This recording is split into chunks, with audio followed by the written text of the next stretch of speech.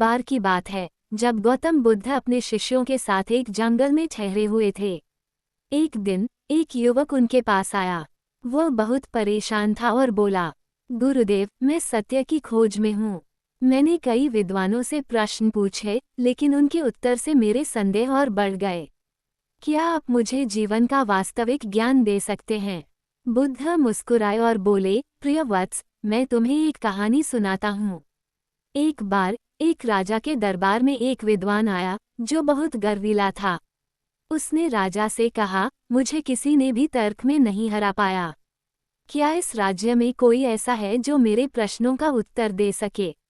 राजा ने बुद्ध को आमंत्रित किया और विद्वान से कहा, यदि कोई तुम्हें संतुष्ट कर सकता है तो वह बुद्ध ही हैं।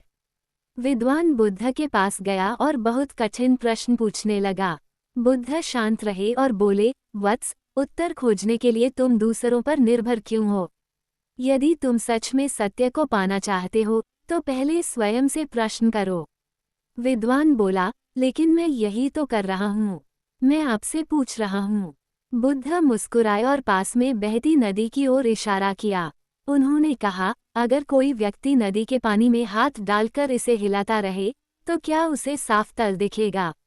विद्वान ने जवाब दिया, नहीं, जल जितना हिलेगा उतना ही धुंधला दिखेगा। बुद्ध बोले, बिल्कुल सही। जब तक तुम्हारा मन दूसरों के तर्कों और विवादों में उलझा रहेगा, सत्य नहीं दिखेगा। जब तुम स्वयं शांत मन से सोचोगे, तब सभी प्रश्नों के उत्तर तुम्हारे भीतर से प्रकट होंगे।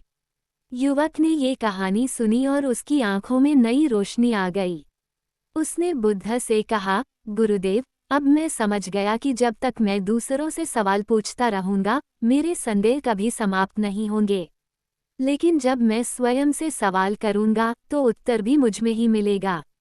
बुद्ध ने मुस्कुराते हुए कहा, सत्य को बाहर मत ढूंढो, वह तुम्हारे भीतर ही है।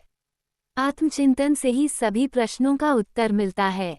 युवक ने बुद्ध को प्रणाम किया और अपनी यात्रा पर निकल पड़ा, इस बार बाहर नहीं, बल्कि अपने भीतर की यात्रा पर। इस कहानी से यहाँ सीख मिलती है, जब तक हम दूसरों से सवाल पूछते रहेंगे, नए प्रश्न खड़े होते रहेंगे। लेकिन जब हम खुद से प्रश्न करेंगे तो सभी उत्तर मिल जाएंगे।